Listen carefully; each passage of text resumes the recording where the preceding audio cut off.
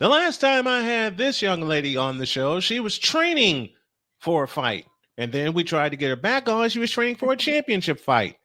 As you can see, she brought the title home. Yes, sir. How do you feel, Jessica Borga, the Black Widow? How do you feel? Oh man, I couldn't feel better, honestly. It's all the hard work after all these years finally paid off. It's you put in the work and you will get the results. And it just to feel finally like the recognition, the blood, sweat, and tears, everything was meant, for the moment, and it happened just the way I needed it to happen. Honestly, better than I needed it to happen because, I broke history in 26 seconds. I broke multiple world history records, like the first ever in history for a female in bare knuckle sport, to get a KO. And that was in 26 seconds against a two-time world champion boxer. So, I keep on proving more and more that this is my sport 100%, and I love it. I live for it. This is why I love having you on. This is why I love telling stories like yours on the show because records are being set all the time, but it's records that no one else has the nerve to talk about. Fortunately, I'm here to talk about it. And that belt looks good over your shoulder, champ. No, that feels great. I mean, it's not going anywhere. This one's mine. Until I choose to retire, it's mine. I was the first ever. It was the first ever inaugural 145 title for BKFC for the women's division, and I'm gonna be the first and last until I Good, retire. good, good. How's your family feel? How'd your family react? How do they feel? Oh, they're all ecstatic. I mean, they see the behind the scenes that nobody else sees, They see the hard times, man. They see what I pushed through. They see the injuries that I pushed through. They see, being in a combat sport, no matter what combat sport you're in, you're gonna get injured. You're gonna, I've had injuries that most people have the excuse to quit. That's just not me though. I've pushed through and I finally, it's my time. It's finally my time. So I'm just going to be an inspiration for others to not ever give up, keep pushing, and it will come. I promise you, if you put in the work, you will get rewarded. It's just you might have some really tough times doing it. When it was when the first time I had you on and you talked about it, you kept true to that message, and I want to share that message that dreams absolutely do come true. Because I had a couple of my mentees come back to me and they said, the lessons you taught me as a broadcaster have really worked for me. In fact, one of the guys, Connor Klingon, very dear friend, is one of the voices of Notre Dame athletics. He calls different sports, and now he has the Kane County Cougars. And I Nice. said, "Who's the first person do you thank, for all of this?" He looked at me and said, "I thank you because you believed in me and you gave me the opportunity." A lot of people, myself included, my crew, we all believe in you and we love you and we're just so excited for you to have that strap over your shoulder. It is great. Thank you. I mean, it really does help to have the people that believe in you, and it's crazy. Even when you don't have faith in yourself and belief, and like even if you do, say you're confident, but you still have those doubts. As a human being, you're gonna have those doubts in your mind, and especially with the mental health issues that I have personally persevered through, has been the hardest battle I've ever, like, no matter who I've went against, no, it's always been me against me. And I finally feel like I have gotten my mental health right. And that has made everything else domino effect into place. Like, once you fix your mind, it's incredible the things that you're capable of. Because the thing that I had to battle against the most is that what they say is like one of the hardest things mental health wise to battle against, and it's one of those things is because of past trauma.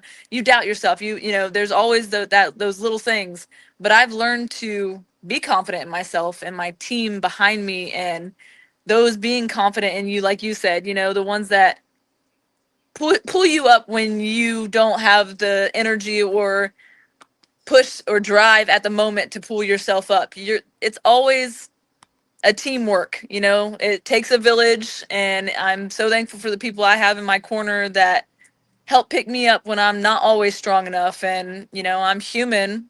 There are those moments. I like to share that because you can be successful even if you are having moments of doubt. You can be successful, but It's what you do with those moments of doubt. It's what you do when you are lacking something. It's taking that initiative to fix it.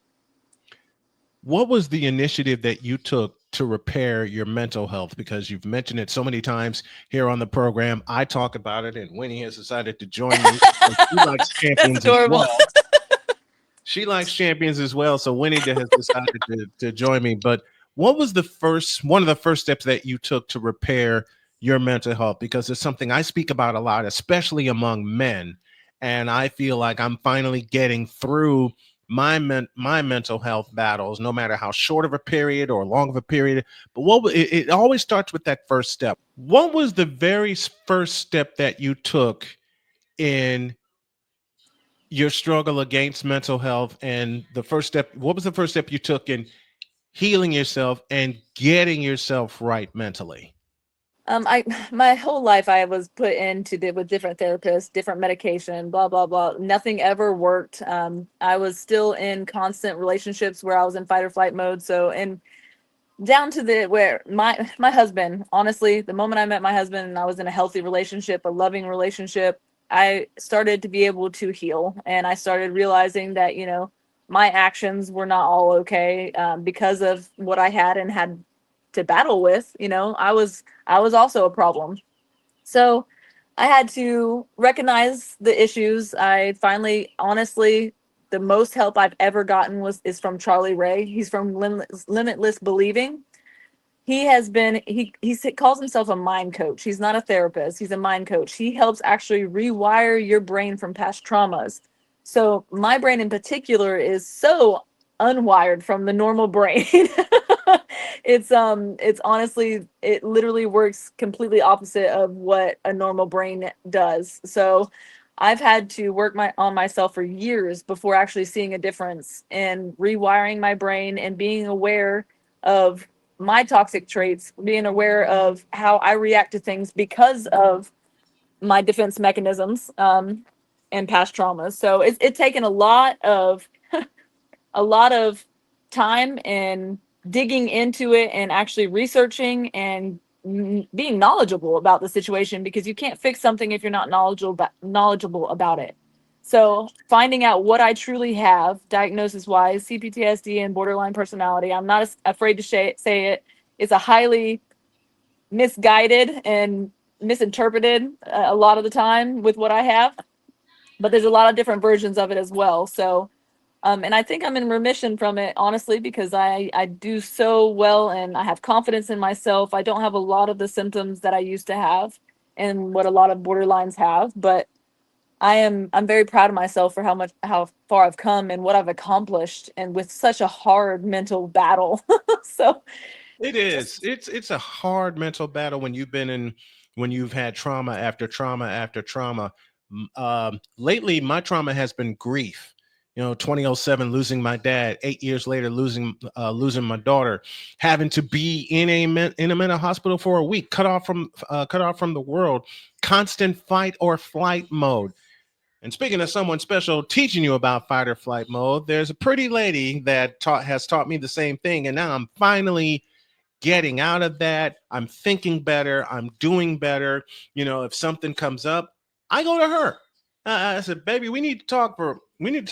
And she'll give me some great perspectives on everything. And now the one thing, and you've taught me this before, the one thing I am learning to do, like, openly, is to trust it.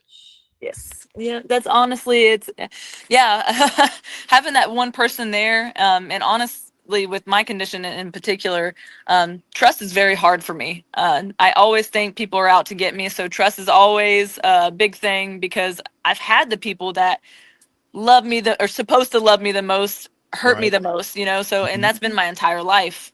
So it but to have that one person that you can fully trust and love and teach you that love is out there, that there is good people, there is, it's a game changer. And just so many people are afraid to talk about mental health, and it's just everything. It's absolutely everything, no matter what you're doing, whether you're an athlete or not.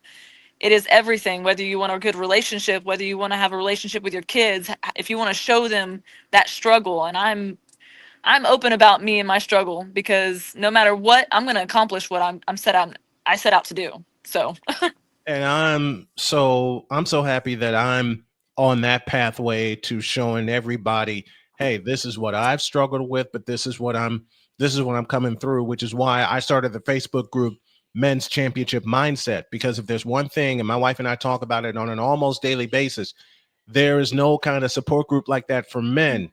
Doesn't matter the color, doesn't matter the race, doesn't matter anything like that. and that Men have been sucks. It does, man. Men have been taught by society for so long, You're push not it tough down. if you talk about it. Exactly. That Yeah. you're a weakling. You're not supposed to talk about stuff like that. And The you're toughest stronger if man, you do. You're exactly. stronger if you do. The toughest man that did that for me was my dad. When he revealed that he was fighting prostate cancer and how long he fought it before he lost his battle in 2007, that really like started the odyssey for me, because after a while, he kept saying to me, "Don't be afraid to show your feelings." Once upon a time, he was of the societal thinking of, well, he would always tell me to So keep my was head. I. Yeah. He was always of the societal thinking, if you're showing your feelings, you're not tough. But then after I say my junior year in high school, he switched that thinking and he said, "Talk to me about anything that's going on with you."